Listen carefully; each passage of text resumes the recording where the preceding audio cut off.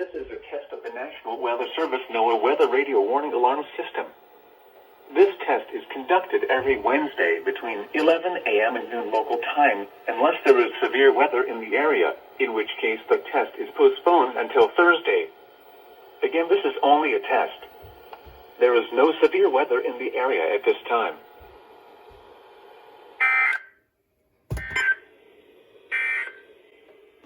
The forecast for the Laredo area.